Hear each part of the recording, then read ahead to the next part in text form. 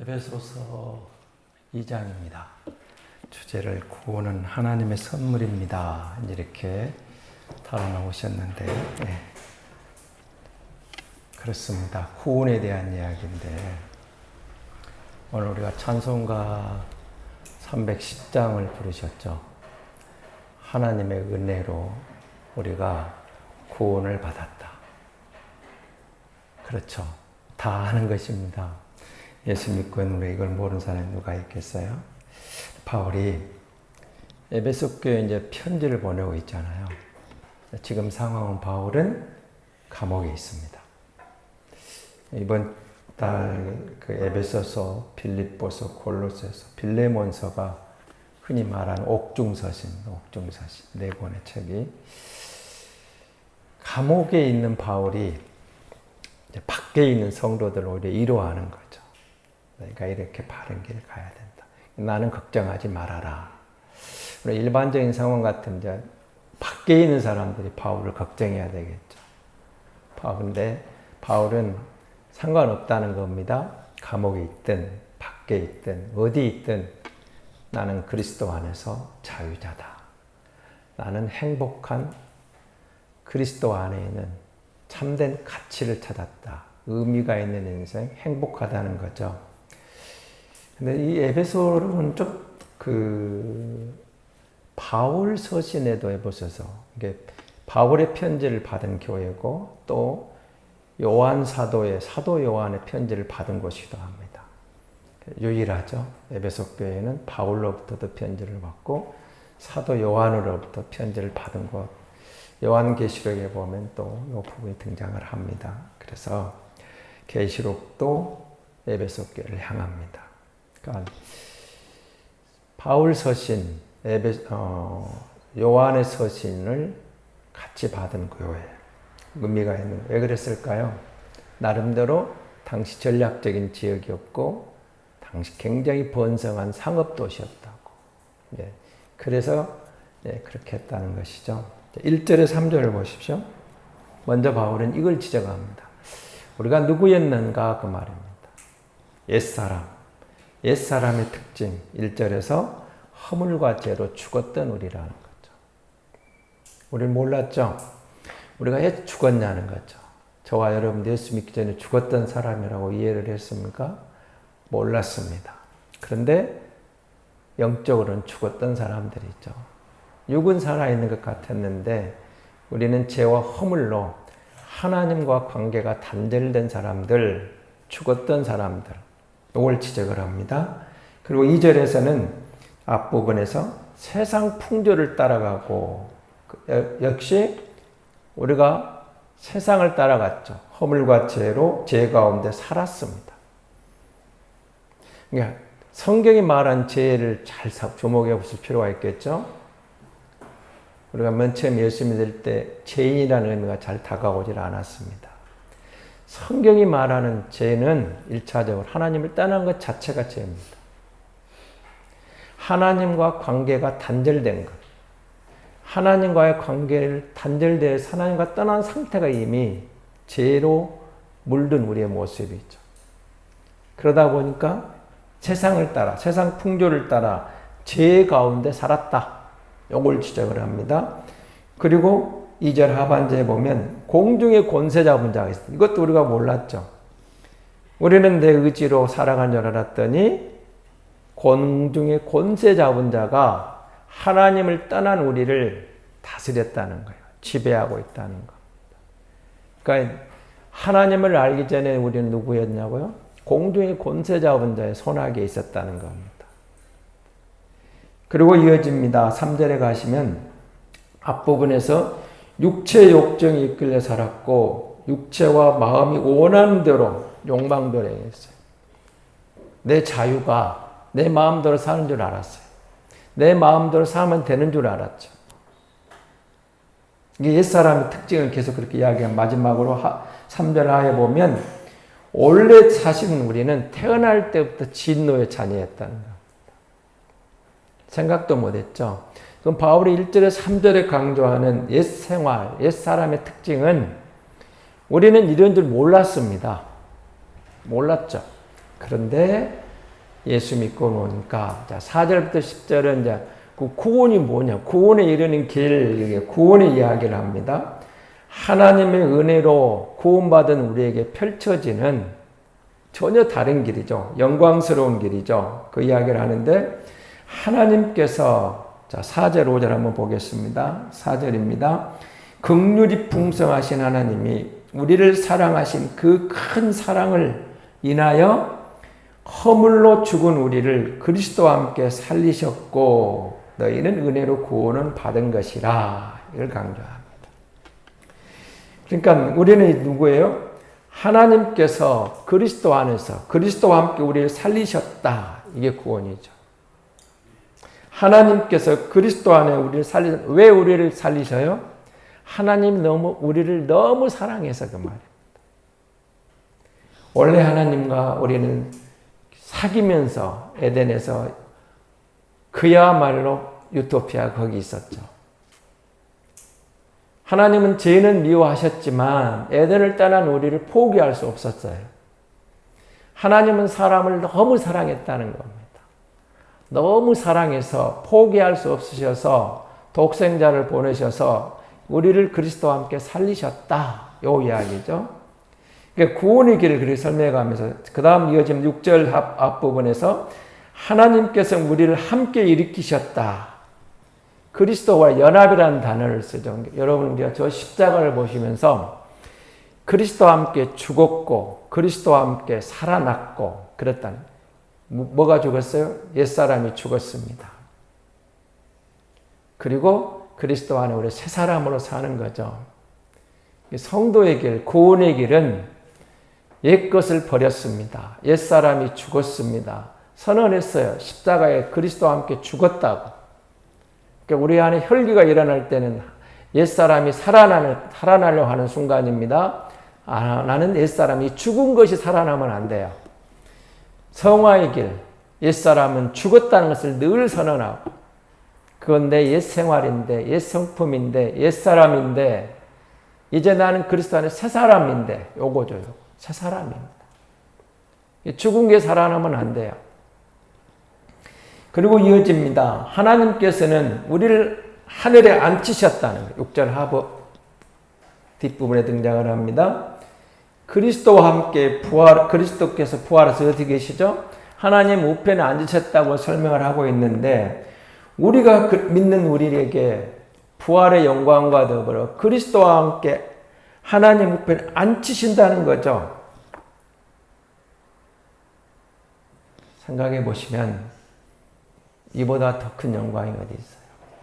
그리스도와 함께 부활해서 그리스도와 함께 하나님 보좌로 우리를 올리시는 거예요. 얼마나 큰 은혜, 영광이죠. 어마어마한 영광입니다. 엄청난 영광. 그리스도와 함께 부활에 참여하고 그 은혜 안에서 그리스도의 것을 함께 누리는 자리. 이 위대한 은혜를, 이 영광스러운 축복을 우리가 받았다는 게 구원의 길이라는 거예요. 구원받은 영광입니다. 하나님이 우리를 그렇게 대접해 주시겠다는 거죠. 7절은 3절에서 6절, 4절에서 6절의 이 말씀의 결론입니다. 풍성한 하나님의 은혜를 앞으로 올 모든 세대에 전하기 위해서 7절을 조금 이해하기가 낯설 수도 있겠죠. 이해가 안 되실 수 있어요. 7절 한번 보세요. 이는 그리스도 예수 안에서 우리에게 자비하심으로써 그 은혜의 지극히 풍성함을 오는 여러 세대에 나타내려 하심이라. 우리로 끝나는 게 아니고 미래 모든 세대에게까지 그 그리스도의 그 영광을 보여주시고 모든 이들이 다음 세대까지 아니 영원토록 저 부활의 세계에서도 그리스도와 함께 누리는 그리스도의 오심이 드러나고 나타나고 전해지기를 원하셨다는 거죠. 영원히. 자, 8절에서 10절은 성도들의 구원의 원리를 이제 설명을 해 갑니다. 우리가 다 아는 겁니다. 8절 한번 같이 읽어볼까요? 8절입니다. 너희는 그 은혜에 의하여 믿음으로 말미암아 구원을 받았으니 이것은 너희에게서 난 것이 아니요 하나님의 선물이라. 잘 암송하고 있는 말씀이기도 합니다.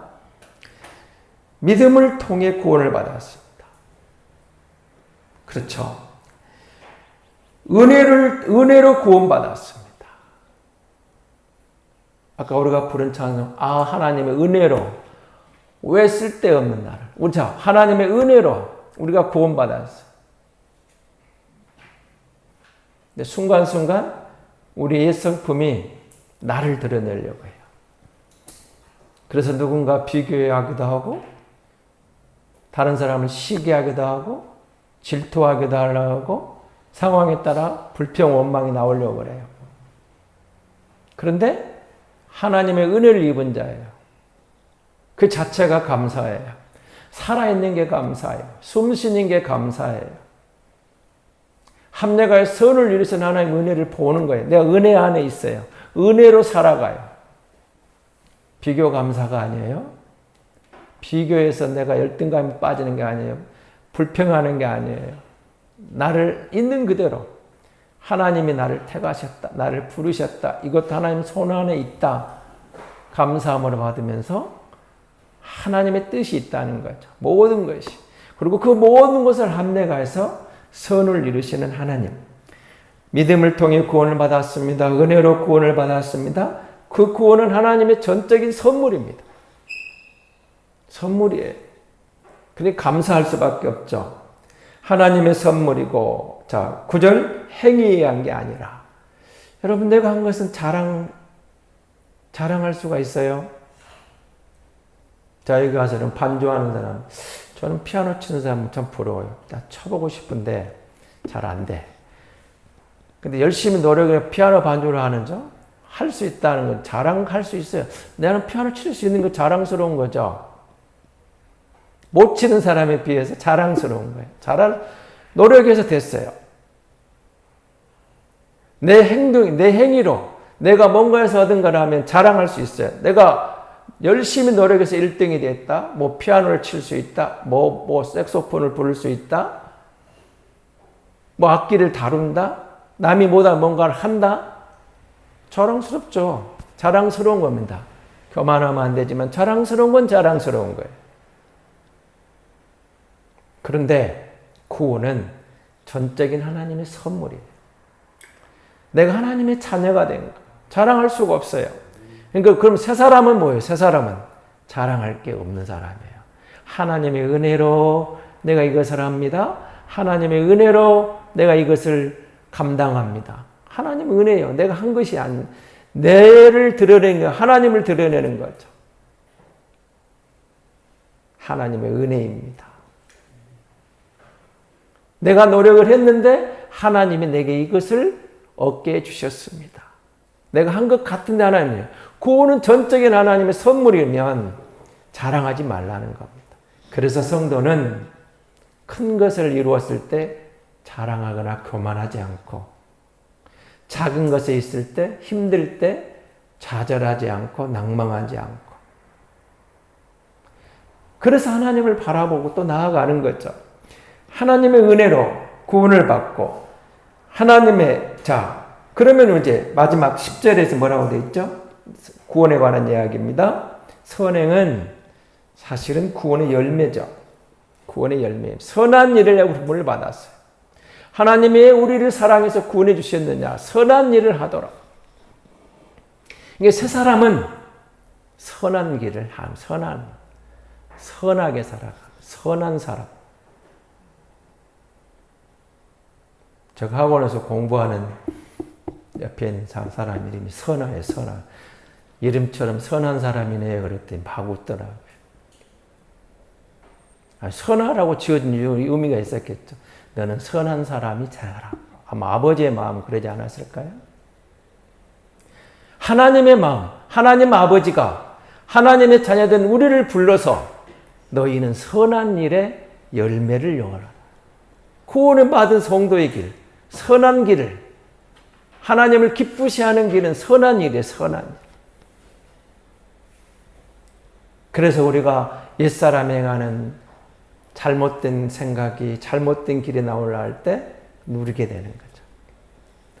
자, 이어지는 11절, 12절은 이방인이었던 우리, 무할례였던 당했던 우리, 그리스도 밖에 있었던 우리, 언약과는 상관없었던 우리들의 모습, 세상에는 소망이 없었고 하나님 없이 살았습니다. 우리 하나님 없이 살았죠. 이전에 우리의 모습이에요. 그런 우리가 어떻게 됐어요? 그리스도와 함께 아무 상관없던, 그리스도와 상관없던 우리가 어떻게 됐냐고요. 이제는 그러나 이제는 그 말, 이제는 13절 18절 이런 말씀은 불신앙 상태였던 우리가 믿음으로 구원을 얻게 되었으니 그 말이죠. 그래서 그럼 우리는 지금 상황은 어때요? 내가 비록 감옥에 있지만 나는 행복하다고 바울은 말하는 거죠. 너희가 여러 가지 문제가 있는 것 같지만 걱정 말라는 겁니다. 이제는 그리스도 안에서 누리는 그리스도와 함께하는 화평, 교회의 화평, 가족의 화평, 평화. 그리스도가 우리의 평화이라는 거죠. 십자가를 통해서 유대인과 이방인을 하나 되게 만드셨고, 멀리 있는 이방인이죠. 가까운 데는 유대인. 이 모든 것을 그리스도께서 담을 헐어버리시고 하나 되게 하셨다. 전에는 그렇게 구별이 되었지만 이제는 이방인과 유대인 구별이 아니고 그리스도 안에서 하나라는 거죠. 그리스도 안에서 우리의 막힌 담을 헐어버리시고 그리스도 안에서 이방인도 유대인도 하나가 되어서 화평케 하신 하나님, 원수된 것을 끊어버리신 하나님, 그렇게 말하는 거죠. 그리고 마지막 19절 22절에 보면 계속 나옵니다. 이제는 그만을 나아갑니다. 성도들요, 우리가 동일한 시민권자요, 하나님의 가족이요, 그리고 사도들과 예언자들, 그 위에 세워진 자들이요, 거룩한 성전으로 자라나고 있고 그리스도와 함께 지어져 가고 있는 구원받은 하나님의 선물을 받은 성도들의 모습을, 교회의 모습을 그렇게 열거해 가게 되는 것입니다. 그러면서 우리는 그리스도 안에서, 교회의 모퉁이 돌인 그리스도 안에서 유대인과 이방이 연결되고 우리 모두가 연결되어서 그리스도 안에서 성령을 통해 하나님이 거하실 새로운 처소로, 성전으로 지어져 가는 하나님의 선물을 받은, 구원받은 우리들의 모습을 바울은 설명해 가면서 오히려 에베소 교회를 위로하고 있는 것이죠. 분쟁하지 말고 싸우지 말고 화평케 하신 그리스도 안에서 하나가 되라. 오늘 이 시대를 살아가는 우리에게 주시는 바울의 마음은 하나님의 마음입니다. 그리스도 안에서 연결되어 있습니다. 그러니 그리스도 안에서 하나된 하나님의 영광의 처소로 지어져가는 우리를 생각하면 우리가 누구인가를 다시 깨닫게 되는 거죠. 구원받은 것은 그냥 말로 그렇게 시시하게 한 게 아닙니다. 십자가의 은혜로 성령이 우리를 불러내셨고 너는 내 것이라고. 여러분, 하나님의 가족이라니까요. 하나님의 가족입니다. 다시 한번 생각해 봅시다.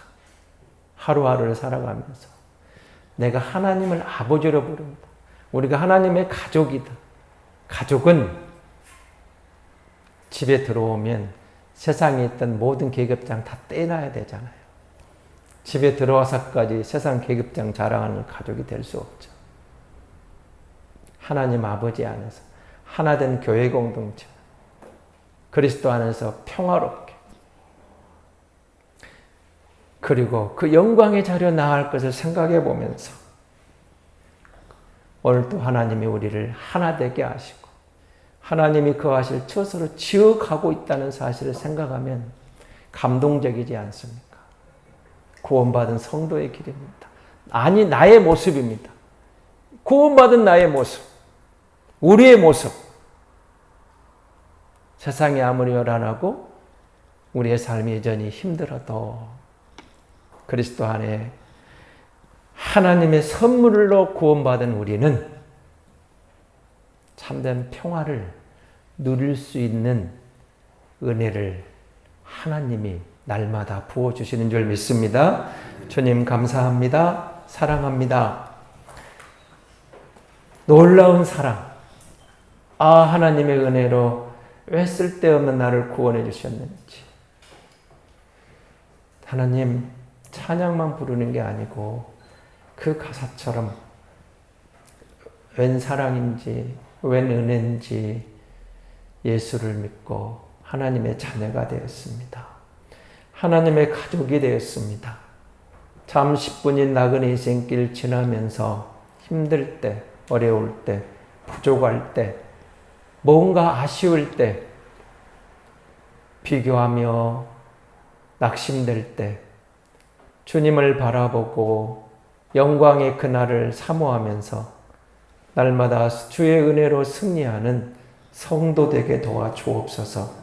아버지 하나님, 하나님 아버지, 하나님 아버지, 하나님 아버지, 우리가 부르면서 내가 하나 누군가를 자부심을 갖고 돌아보고 겸손하게 하나님의 자녀로서 이 땅에서 권세를 누리고 가야 하는 순간순간 선한 일을 나를 통해 주님이 하실 일을 생각해 보며 주님 써주시라고, 그리고 그 일을 감당해내는 하나님의 자녀되게 인도해 주옵소서. 새벽을 깨워 주 앞에 나와 기도합니다. 하나님, 우리의 기도를 들어 주옵소서. 특별 새벽 기도로 새벽을 깨워 주님 앞에 나와 간구할 때 우리의 모든 기도가 주께 연락되고 응답받을 줄 믿습니다.